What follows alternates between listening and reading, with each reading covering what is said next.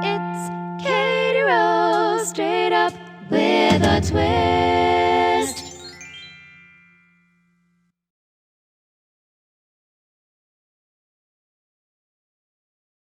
This is Katie Rose, straight up with a twist.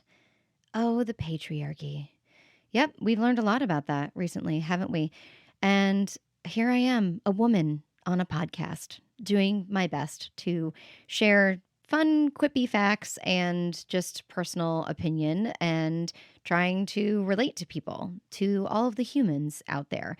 Now, even though most of the top rated podcasts feature male hosts, female led podcasts still account for 50% of the top 10 rated podcasts. So get out there and support a woman. Let's do that because men are still ruling the airwaves and we need to boost our feminine power.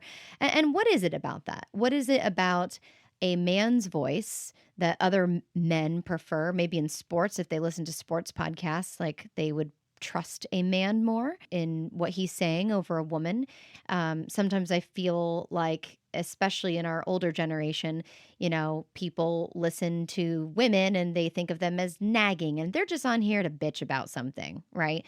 What could they possibly offer me? I'm not a woman. I'm a guy. What is she going to tell me that could help me in my life? Especially with the lifestyle stuff. A lot of men don't really care to listen to those types of podcasts. And just at a biological base level, men and women are different. A man's not going to listen to somebody's podcast about menopause, right? Because they're like, that doesn't relate to me. And if I'm going to take the time to listen to one, I'd like to learn something that could help me. So maybe that's a lesson for, both sides, for women, female podcasters, to also try to relate to men in different ways so that they would want to listen to your podcast. Just to be, when you're thinking about your topics, how can this affect both sides, of the gender? But to the men out there, what's wrong with learning more about women? There's a great female podcast with Julia Louis-Dreyfus, and that's Wiser Than Me. And we need to support women on the airwaves. More follows and more likes to get our motivation to continue doing this. We can't just let Joe Rogan and, take over the airwaves. We have something to say and our voices matter as well. Just like Delilah started all those years ago. The news, as I knew it would be, is becoming stressful. It's becoming a stressor in my life, but I also don't want to be ignorant. So it's a fine balance of trying not to make it, ruin my day, my stressors, but also, we need to know what's going on and make educated votes and decisions and have educating conversations so that we can stop the divide of this country. I slightly mentioned before, we really need to stop this. It's blue or it's red. It's black or it's white. It is not that simple. And we definitely I think we need to get away from this two-party system. And it's the more that you talk to people, the more you realize, even though you're upset about maybe a certain very specific topic like abortion, but the more you talk to someone, oh yeah, well, I agree with that though. This whole idea that 80% of Democrats want open borders. I'm like, I've never met a Democrat that's like, yeah, open them right up. Bring them on in. You know what I mean? The news, the pundits are doing a disservice to to America, spewing the misinformation. Not that it doesn't happen on both sides. I mean, on both sides, I was listening this week about the war, of course, with Iran, and the word unprecedented attack kept coming up. And I was like, what do you mean it was unprecedented? Can we please stop using that word? This whole thing is precedented to somebody on a side. They attacked and then they're attacking back. So that's why they did it. Not to mention you killed their leader, Soleimani, who was their general, their leader, their military officer. So they're still mad about that from 3 years ago. They put a red notice on him, on Trump, and saying, obviously, they wanted to prosecute him. But Interpol wasn't able to do it. They're not allowed to do it for political figures, apparently. And the rules of war are just so confusing. There's supposed to be rules, and it seems like we're just breaking all of them. I just think it's almost lazy to think in red and blue. I feel if you're going to fight, at least be productive. There will always be conflict. There will never be peace. So we need to this old way of thinking. If you look on television as well, there's no women seated at these tables. All the lead commanders, there's no women at the table. And John Bolton, who was the national security advisor under Donald Trump, was talking the other day, and he just sounds like an old bully, just the old way of thinking, and he's saying that if the president doesn't attack Iran, it's an embarrassment to the US.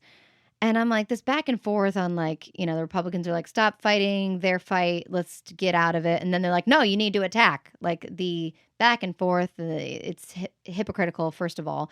But we can't just keep doing that. Like we need to just have conversations rather than killing innocent people. One of the conversations was, well, if you noticed when Iran struck, it didn't really kill that many people. They did it in an area that wasn't populated. So that was just them being like, hey, that's how war, okay, we didn't like what you did, but we don't want to have this like huge conflict and this huge war start, even though we hate you. But see where we threw our bombs? See, no big deal, not going to hurt you.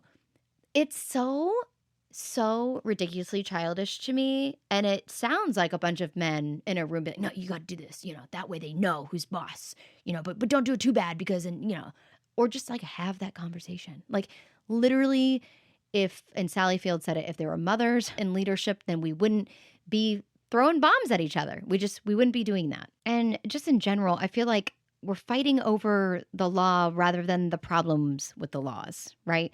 We've been trained to pick a side and that it's either this or it's that. When there are other groups of people that are fighting for something bigger, isn't that the point? We want bigger change. And, Biden is trying to put in a congressional action, and sadly, that can be overturned like anything Trump did before, and it's not a legislation, but, to help with our borders, which is hilarious, that Trump is even making fun of the action. I'm like, this is exactly what you were trying to do. And now Biden is doing it, and you're making fun of him for it. Trying to say, if you come across, you will lose asylum. You will not be able to file for that. And trying to control it. And what I'm saying is that the root of the problems is our legislation. The fact that people can cross the border and make a life here, and they can get 1099 jobs here, is crazy. Why are we hiring them? Why are we not, enacting the rules and the laws of saying, if you hire an illegal immigrant, then you will be fined and prosecuted? Why aren't we doing this? It's like the same joke I make about, we know where all the cartel are. We know what's going on with the drugs. So what's the bigger problem here? We know I feel like we have enough evidence. The problem is the corruption. The problem is people are making money off of these drugs under the table. So there's just bigger issues that need to be dealt with. And it's not as easy as being like, well, I want this, well, I want that. Things need to change. Integration needs to change. Everything that is our law, there's way too many loopholes, and we need to be better. We need to enact better legislation. And of course, these things just keep getting held up in Congress. And, it's this stronghold, that they have. No, I don't want, just because you hate the other side so much. Well, now the Republican Party has control, so I don't care or want to listen to anything a Democrat has to say. It's really childish, quite frankly.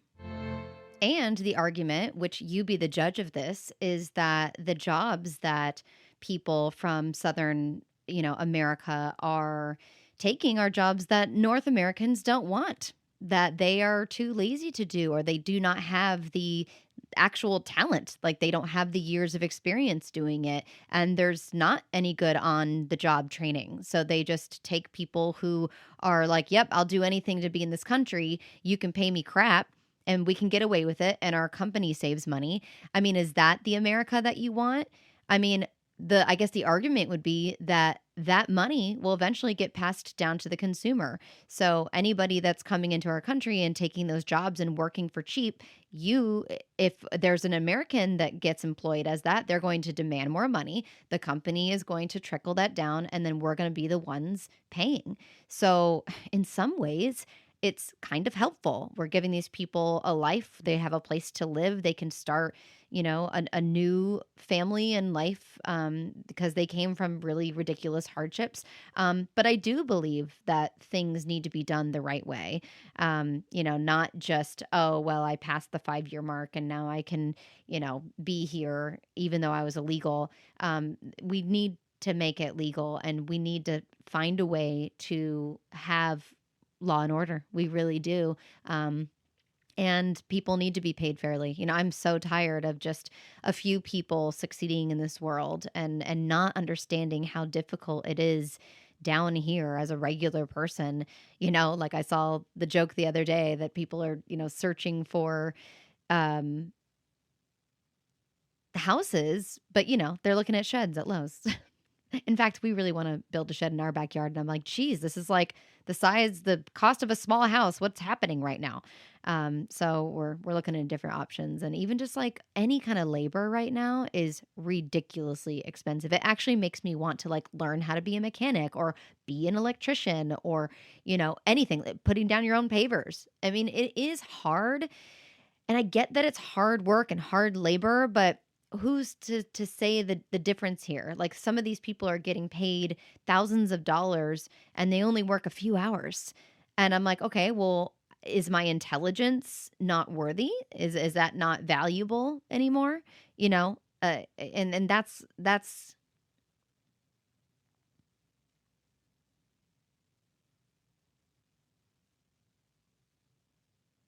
tough because I feel like people are using that advantage, being like, well, you don't know how to do this skill and you really need it. It's about what people need, People can withhold toilet paper. I mean, look at during the pandemic, and it's just like, well, you have to have an air conditioning, you have to have electricity in your home. We know you need this, and there's only a few people that specialize in this, so we can charge you whatever we want to charge you.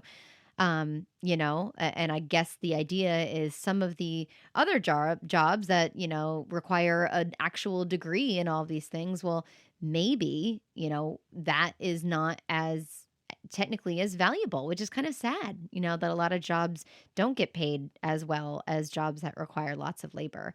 So I don't know. It's a confusing world we live in. But that's how value has always been, right? It's whatever you see it. Art is the same way. It's like however you perceive the value of this or antiques, the roadshow. It's just like, people perceive things differently, and what the value is. I've become much more of a minimalist these days, and just like enjoying the things that nourish my body. Like I'm trying to be more about like self help and care and what is actually going to affect my mood and my health, and those are going to take up priority in my life, over just things and objects.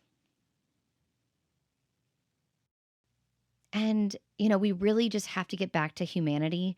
We stop seeing someone as human when we disagree on immigration. Maybe you're talking to a person who may never see their family ever again because of the choices that are happening and the deportations and all, without going through the right processes, and just simply being like, nope, they're gone, without thinking about how this can affect somebody's life entirely, and I just, it's so strange to me, that we keep forgetting the history of this country. you know, it wasn't meant to be all white. And Republicans are leading that thought. The only thing that I do understand in our workforces, the Black population is a minority in our country. So there will be always currently less Black people working on the workforce. It would be almost impossible to make it be 50-50 because there's just simply more white people in America. The fact that, people came over and killed all the Native Indians and, Native Americans that were here. We took over Mexico, over in California, New Mexico, it just blows my mind. Like people are like, no, it's America. It's mine. It's mine. It's mine. It's like, do you know how we got here? We need to change the rules here of how we arrest people because some people are in jail for minor, crappy, stupid things like smoking a joint. And then you've got cartels that everybody knows who they are, but they're just running around, making their money. A lot of people probably would love it if America was able to adopt Mexico and make their life better. If that was what would happen, is to me what the goal should always be. If we're going to be a bigger, better, stronger America. And, it's kind of sad because it's like we took Alaska, we took Hawaii, but the idea for that is and supposed to be to try to make everything better for everybody. And there's still obviously issues with that. And people are being pushed, Native Hawaiians are being pushed out of house and home because of the market for tourism and Airbnbs and all this stuff. And the goal of adding the state shouldn't be to get rid of their culture. We need to embrace the culture and keep this country a melting pot, not turn everything white. I definitely think there should be laws on that. Like even in Orlando right now, are you kidding me? Like I've lived here my whole life. I think people need to be on a friggin' waiting list unless you have like a job, like maybe it's like your job can sponsor you to live here, or they provide you housing. I've lived here my whole life. I have my starter home, okay? And I'm still in it. And I'm like, I would like to be able to buy a house in the neighborhood that I friggin' grew up in, but I can't. There aren't any. There are none left. They're either being used for Airbnbs or people aren't going to sell them because they have nowhere else to go either. Like you're supposed to be able to like get married and then buy a house with your husband and like get your second house and your forever home and stuff. And it just doesn't seem possible. These cities are just becoming so overpopulated and we cannot keep up with it with the roadways and everything. And sometimes I feel like people need to be like, stop, sorry, we have too many people in this town. So, there needs to be an exchange or you can't do, Airbnbs in this part of town. It only is designated to this part of town or something. Like, and I know people need to make their monies. I mean, look, I used to do Airbnb and I made money and it helped me. It saved my house having that extra income. But it does seem a bit unbalanced and unfair. And why do I have to pay $60 in tolls a month to make sure I get to work on time?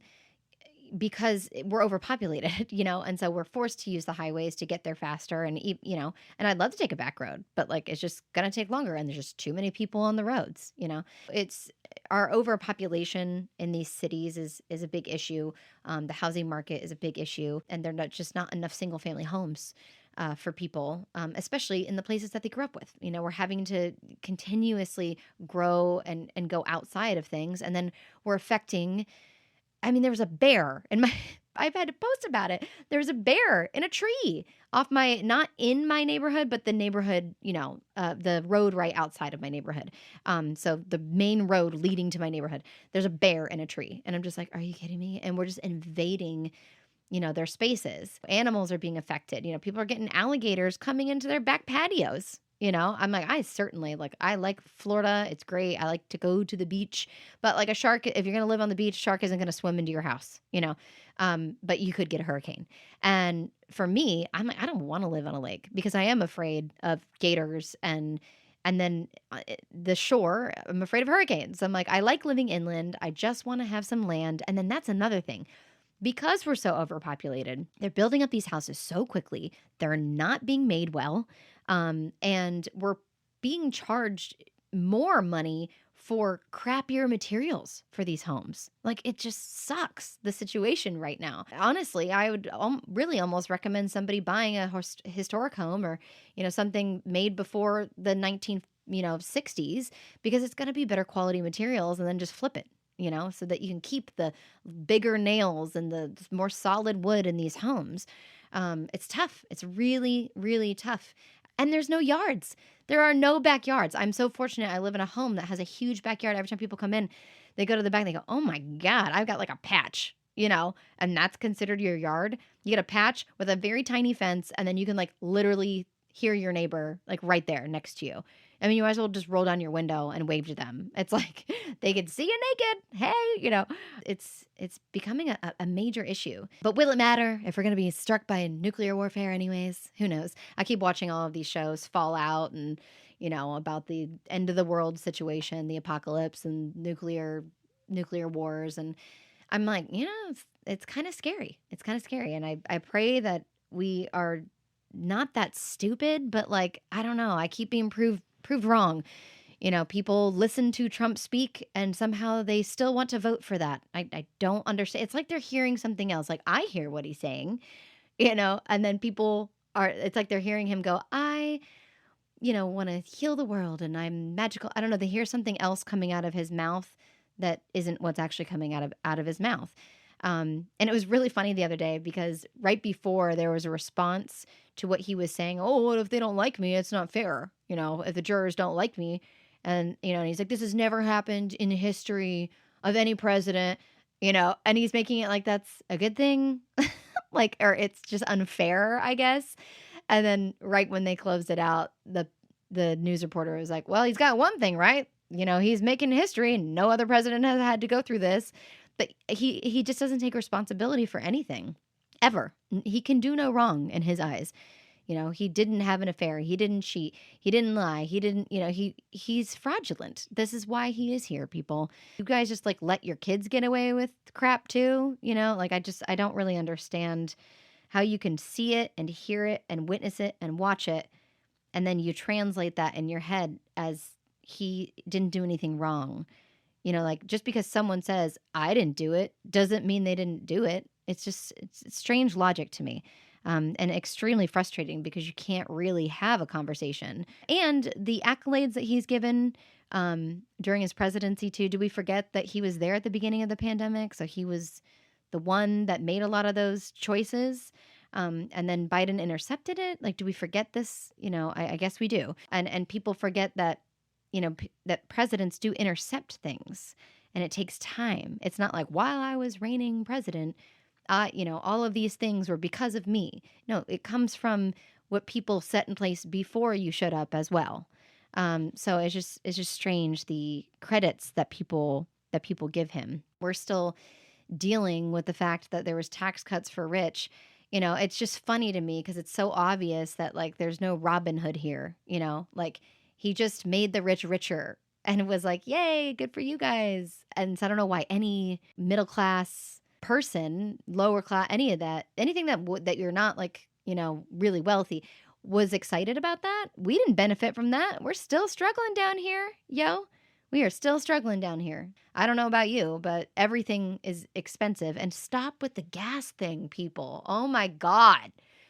Jeez Louise. Like, does no one understand how that works? You can't just be like, it's his fault that the gas prices are this high. It's like, it's all a chain reaction. It is not something that the president just goes, yeah, you know what I want to do? I just want to make life harder for you and make the gas prices really high. Like, no, if he had the friggin' power to set a price, he would do that. But there's a lot more that goes into it, people. And while we're here, I'll just go ahead and explain that one because this one comes up like all of the time.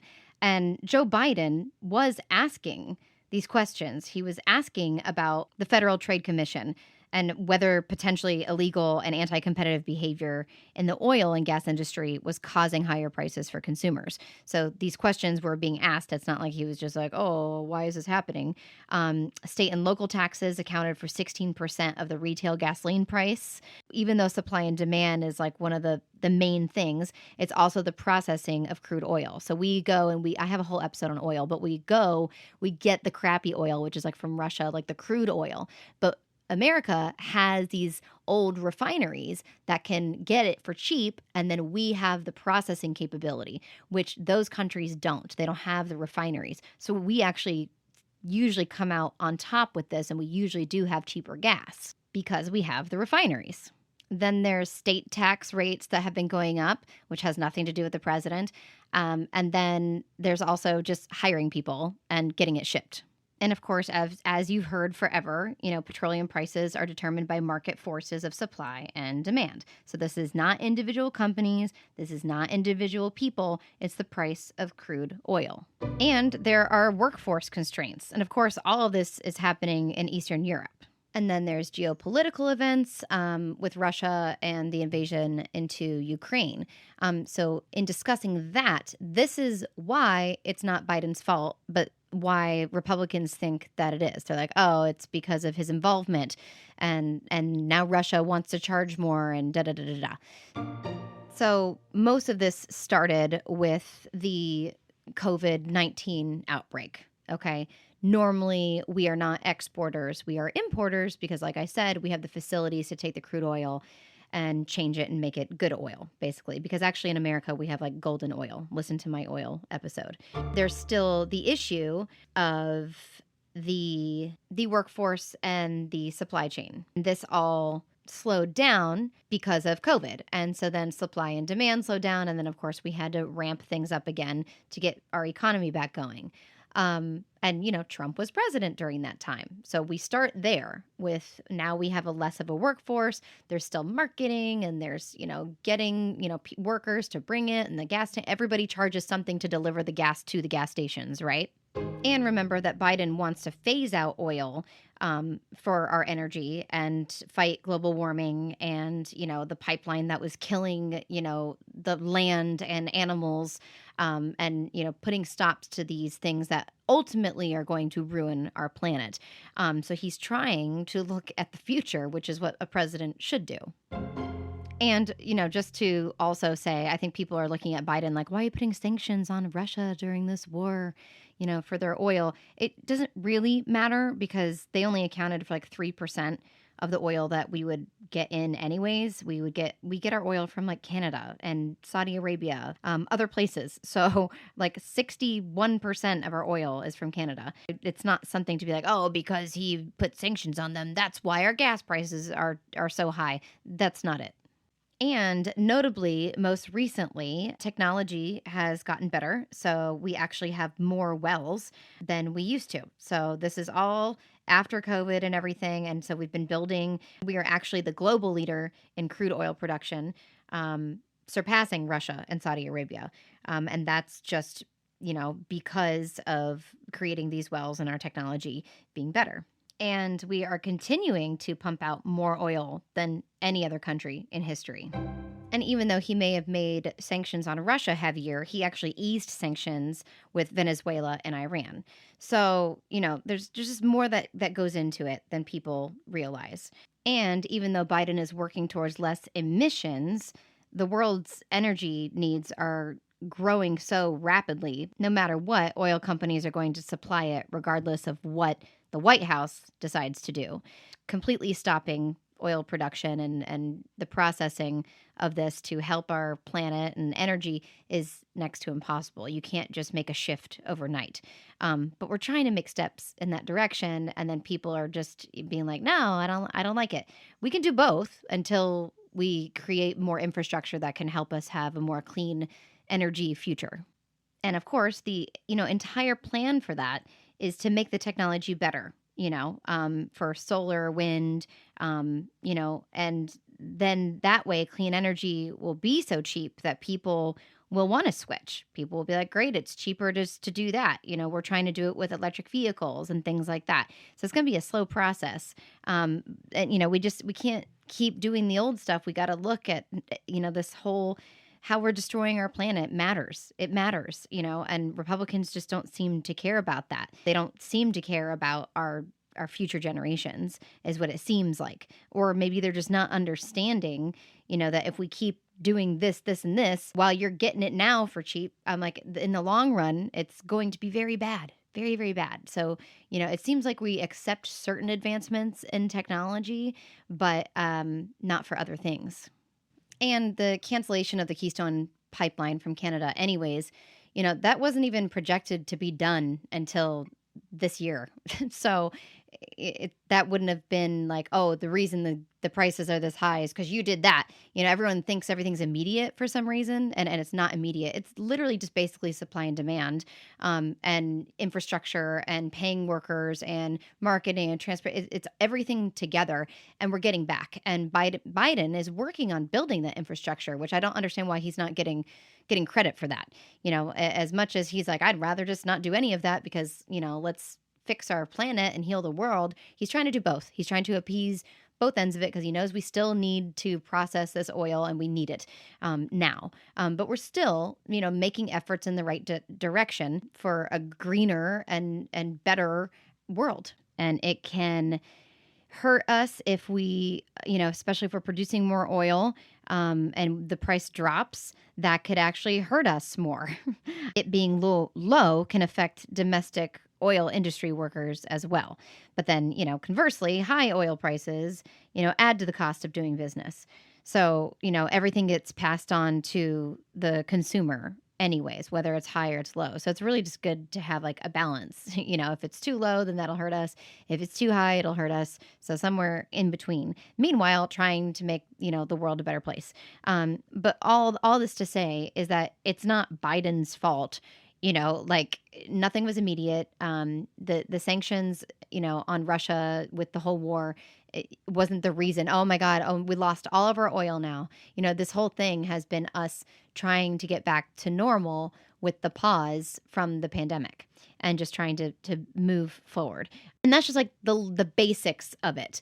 But there's no conspiracy behind it. And Biden's, choice to worry about our planet doesn't mean that he didn't say, okay, we're going to stop producing oil now. Had he said that, then yeah, we should all be really friggin' worried, but it's a slow, he's signing these bills as a slow progression in the right direction, which is smart and will eventually, save us. And we're going to have reserves. He pulled from those reserves. We're not making dumb choices, and we're not being impulsive where, Trump is trying to, reverse all of these things that could help our planet in the future. There's no point in that. We need to be able to move forward and look towards the future. And then there's Trump calling yet another woman nasty. This time it was Caitlin Collins, who is the town hall moderator, just because she was asking him why he didn't want to give up the documents, which is what he's in court for. And he claims that they were automatically declassified and they could have had the documents whenever they wanted, the FBI. It's just all lies. It's easily fact checked and it's just silly. Everything that comes out of that man's mouth is just a lie. That entire not conversation was just him repeating lies over and over and over again and not actually answering any questions, and then trying to make false claims on other former presidents that hold no water. So it's just a waste. It's like literally just sucks my energy out because I'm like, oh my God, like it's just, how does anybody listen to that and then side with him? Like it's easily proven, easily. And then just like the immediate hypocrisy. Like he's like, I support women more than anyone he knows. He talks about himself like that. But then he talks to women the way that he does. These women are just defending themselves at this point. It's a two-way street. You can't just be nasty to people and expect them not to defend themselves and then call them nasty for defending themselves. You're calling people stupid. You're calling people all these names, and I'm just tired of this country allowing, why does anybody want this person to be their president? And I just keep asking myself, what does it take? Murder? Well, obviously not, because he's already said he could do that and get away with it, and his followers would still vote for him. And he's right. It's crazy. And just like the relation to Hitler, like I don't know how people don't see it, but these dictators like Hitler, and I feel like how Trump is and Putin, the problem is they're not just gone from society after their deaths. They created cult leaders after that keep their ideals alive. And that's what the fear is. It's given me misanthropy just watching it over the years, just watching it unfold. Trump is like a commercial from the 60s and 70s, even the 80s. It's like you believe everything. You ever sit around and watch an old commercial? They're like 6 minutes long and they blatantly lie about the product. Like one was even called, like they called the sugar in the cereal sparkles.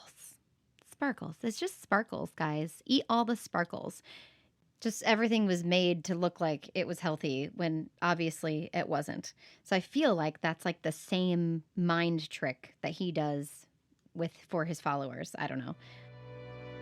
I also feel like our music is struggling. Why does there have to be a curse word in every song? I mean, they're just beautiful songs, in our history that don't have any curse words. There might be innuendos and stuff like that, but it's still beautiful music. And I hear these artists that have fantastic voices and I just don't feel like they're using them. And the music is not memorable. And I almost feel like it's designed that way. Like it's meant to be hip now because look how fast something trends and goes away. It's like you'll be big news today and forgotten tomorrow, and I feel like music is kind of doing that, which I thought music was supposed to like survive for years and years for people to enjoy. And I feel like today's music isn't going to do that.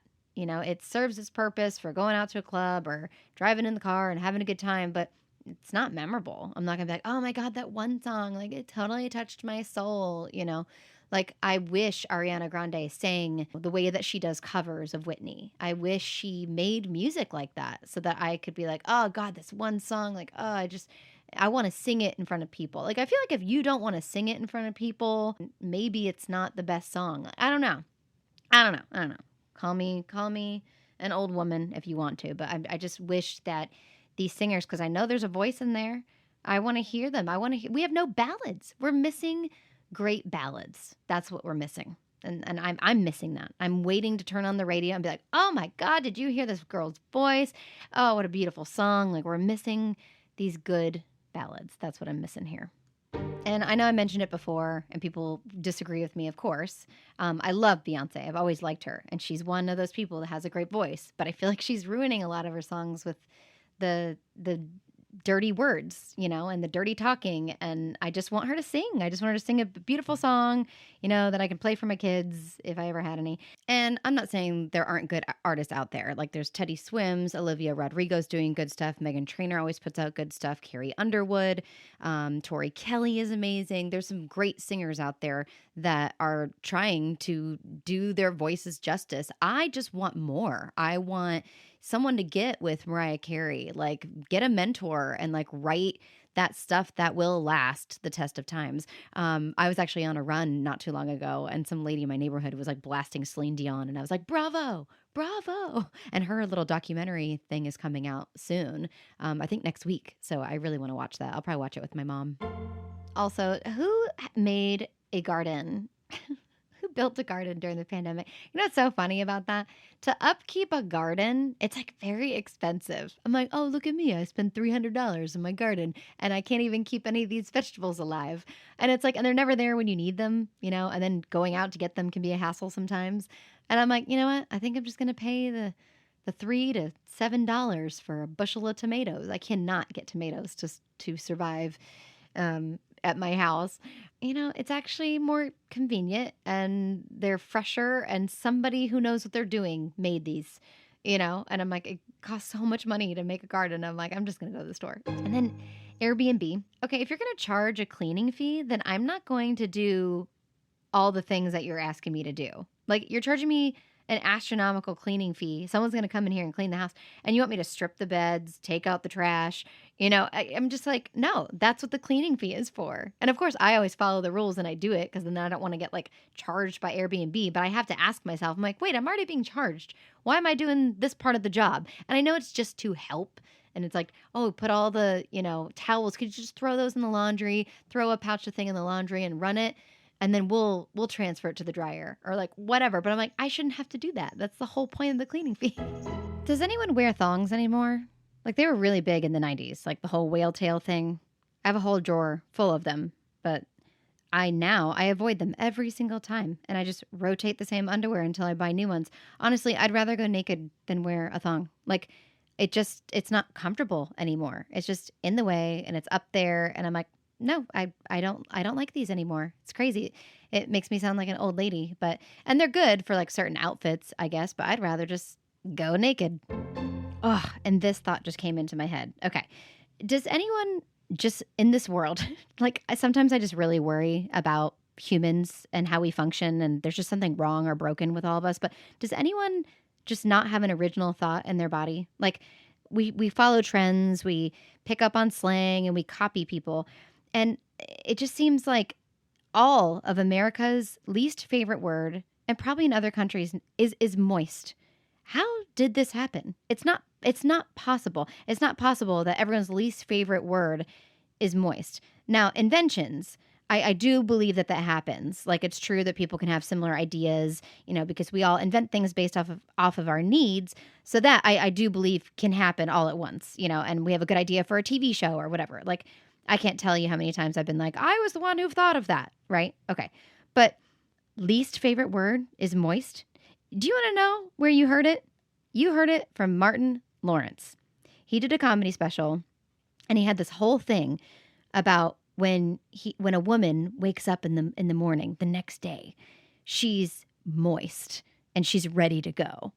And then people associated that with a moist, wet vagina. I'm just going to tell you. That's what it's from. I remember it because I watched that special in the movie theaters. And now it's a disgusting word. And instead of being like moist, delicious cake, thank you, Martin Lawrence. You ruined words all over America, maybe the globe. But that's where it came from. I promise you. Like, look it up. And then I think like so many people saw that special, and then everybody just started being like, "Oh God, I hate that word. It's so gross." Because what is the other explanation? I think that's how it went out of control. It's got to start somewhere, right? Otherwise, that's just weird. I think people just hear it, and then when people say "ew, moist," then they hear someone else say "ew, moist," and they associate it with something ew and gross, and then it becomes this epidemic, right? Then all of a sudden everybody's doing it. But it was Martin Lawrence. You heard it here. I went to the grocery store the other day and there was a green pepper the size of my head. And I was just like, I just like yelled out loud. I was like, this is not normal. Like I can't handle it. And then you see like the one that's organic and it's just like, it looks like a miniature. It looks like a miniature next to this Giganalord friggin' pepper. And it doesn't taste good. It takes all the flavor away. It's just like a big giant green vat of water. Like it has no flavor. And sometimes I feel like I can actually taste like the chemicals in it. But anyways, freaking GMO. I just can't believe this is the world we live in. But so this is just a personal opinion and me and my love for animals and nature and things. I cringe when I see people that do catch and release. I'm just not a fan. I don't understand. I think people remove themselves, right? We so easily pass things on over time and we remove ourselves from like the human part of things and we just see people do it, until maybe I'm going to make you think a different way. But I'm surprised nobody has yet. I just don't like catch and release because you're literally just harming an animal and then throwing it back in. For what? A photo? Just if it comes up to you, take a picture of it while it's in the water. Like you could damage it. And when you release it back in, it can die. Depending on how long it's been out of the water, depending on where your hook got it, what is your purpose for this? And people often get injured. They bring these, sea creatures onto their boat and they get hurt sometimes. I just don't think it's worth it. I think it's more beautiful to watch something in the ocean. But this whole idea of hooking something and then reeling it in, to stare at it, I just can't stand it. It drives me nuts. So maybe you're a person that does that and just know that I cringe when you do it. I still love you. I understand a lot of people do this. I just don't get it. If you are not getting these creatures for sustenance and you are not eating it, then I do not see what your purpose is of harming the animal and then making it suffer and then throwing it back into the ocean. I don't get it. I just don't get it. And I don't think it's cool. Just wanted to say that. And then birds in cages. Now, I have seen some very happy birds out there, especially the ones that talk. They are so cute and the videos are hilarious. I just still can't get beyond the fact that they might be happy and they like the life that you have given them. But like, why can't we just do that with birds that broke a wing and they needed to be rehabilitated and you saved them and then you put them in a cage? Like, why don't we make that a law? There's so many animals that need care. They need help. But a bird is meant to fly and like lots of miles, very far. And it's like cutting his legs off, you know? So that hurts my heart too. I will say that we've learned so much by having animals in captivity that we would have never seen otherwise. You know, most of them were from Africa. If you read a lot of these circus books that I talked about in other podcasts, it tells you how, like, honestly, like Ringling was kind of like the beginning of, they like brought animals from other countries and it was the first that America had seen of these creatures, you know, which is pretty incredible. We were like, whoa, I've never seen this African elephant before. You know, they weren't native to America, you know, so if it wasn't for that, then we would have never learned about them, which I think is positive. But I also hate that so many animals suffered and died in the process and in the travel. So many died. So I don't know. It's a mixed feeling about the animales, but that's how I feel currently. Birds should fly. You know what else I don't like?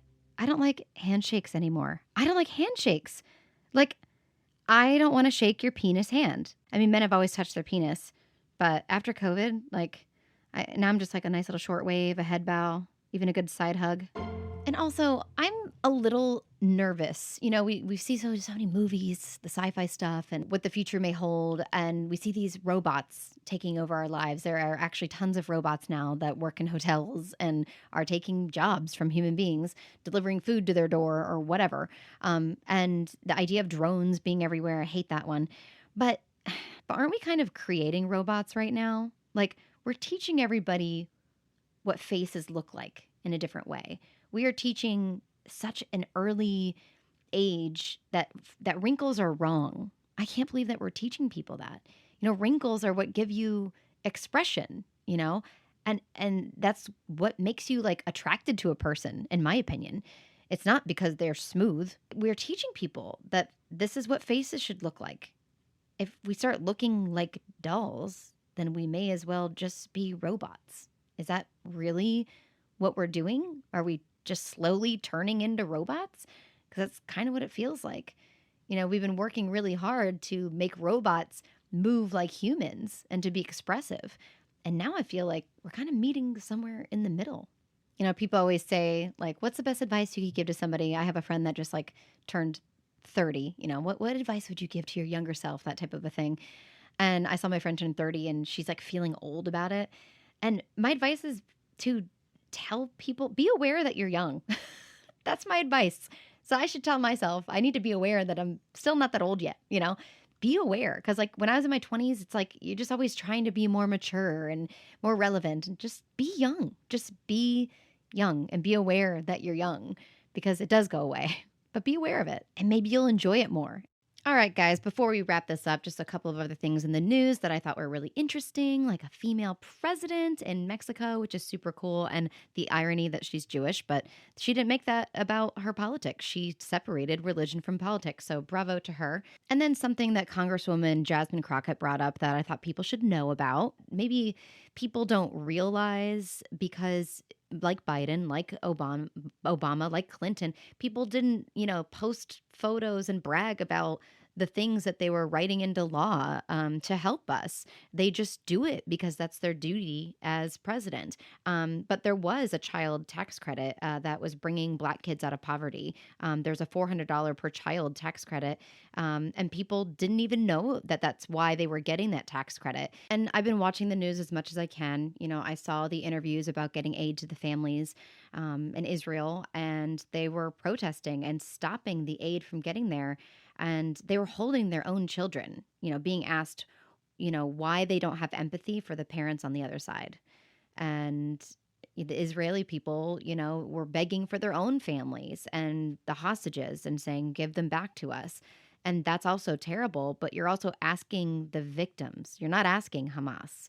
and the journalists tried to make them understand that these are civilians just like you. They have nothing to do with this war, and they're just not understanding. They wouldn't falter. I saw some of the kids on their last days in these videos, and they were just anorexic and malnutrition, and they died. And some are going to die this week, simply from not having nutrition. And I hate all of this. I hate it. I also watched like Schindler's List last week, and think it should be taught at least in high school. One of the worst genocides of our time. I just can't even believe that it happened. You watch these things, and then you see things that are currently happening, and you can't wrap your mind around them. Like, why can we not learn from our past? The laws of war don't appear to be followed, and it makes me wonder about the strength or power of our actual governments. Like from where I'm standing, everyone must really suck at their jobs if they can't find the bad guys, and accidentally keep killing innocent people. Yet you want me to praise your efforts and sacrifices during a war. Like, I get so angry about how war is. I'm angry with you, and all of the innocent people who aren't part of these, vicious cults and rebellions. And you really just start mistrusting everybody. Like the conversation that apparently happened between, Biden and Netanyahu was like, no, I didn't say that we shouldn't attack. We should definitely attack. But then they're saying that they contacted Hamas and asked if they could come to an agreement, and that Hamas denied it and said no. So they're going to continue with the war. I'm like, wait a minute. Now you're saying you know exactly where Hamas is and you had a conversation with them and they just said no? I'm like, there's no way that happened, because you're saying you're killing innocent people because you thought there was Hamas people and you can't really find them, and that's why people are dying. Like, it's all bullshit, I think. So somebody's lying, and it's all because of religion and pride and where they stand. They are not down in the ground and really thinking about what these people are going through, not to mention the destruction. Like, even if they completely destruct the grounds and the people and kill everybody, like the amount of work that's going to have to like, they don't even think about the consequences of the work. It's going to take years to rebuild with what they are doing. But there's just like so much corruption. Sometimes I wonder if there are going to be, like with the immigration thing being discussed again, why don't we put them in the military then? If they want to be such a big part of our country, I think it's interesting that they won't put them on the front lines. They won't use them in our military. If they want to be here, why not? That would be the most, patriotic way to show your support for the country that you want to live in. Maybe it's because people don't believe that the government should be paying for foreign people. I guess I could understand that part, receiving benefits after the fact, but maybe it could be like a trade instead for their service. Now they can, live in our country, whatever. Watching all of the Trump supporters, a man was interviewed the other day and he said, I don't care if Trump murdered anybody. I would not care. I would still vote for him. It pains me to watch this addiction that people have. It's like when you watch anybody who is addicted to drugs or alcohol and there's nothing you can do. It's scary. It's really sad. Like those cult leader shows, like when you watch that, like you feel like it's exactly like that. And I hate to say it, but it's like, Democrats are being smart about this. We don't want our money going towards a man's criminal campaign to bail him out. I don't see how you don't see that. Why are you supporting that? You've kind of ruined the American flag for everybody. Like, putting a flag below my American flag that is promoting hate, then I'm going to do one that promotes peace, and love, which is kind of what Biden did with the rainbow flag not too long ago that everybody's up in arms about at the White House. And it's like, well, look at what you're doing. You are promoting hate, putting out flags that say fuck Biden and, go Brandon. And then you all think that Democrats are dumb and we don't realize what you're doing. And I understand that there are levels. Like, I'm sure there are Republicans that also listen to those people say those things and they're like, well, I wouldn't say that. But guess what? You're still going to vote for Trump because for some reason you think Biden is the worst option. And that scares me. That scares me that you think this man is a worse option than Trump. And trust me, along with a lot of other Democrats, aren't like Biden is the greatest choice ever. But it's very clear that he is sane, and he is not going to make decisions for himself. You don't have to agree with me. It's just, I've lived a lot in my life. I've seen a lot. I've been around a lot of different cultures. And I know this is not the way. I know that Trump is not the way. And I think that we can do better. I'm really praying that if we are going to have a really rough next 4 years with that man, that after that, decisions can be made. The fear is that Trump will become a dictator and he will find a way to stay in office or have control. And that is what the fear is. And that, like, one day finding a MAGA hat will be as bad as finding Hitler's paraphernalia. Like, it's sad, and people really can't see the similarities, and they're so blatantly obvious, especially to follow this man blindly, no matter what he does. And like Hitler, he's having you guys do the dirty work for him. He's washing his hands of it so that he can't be the one that gets in trouble.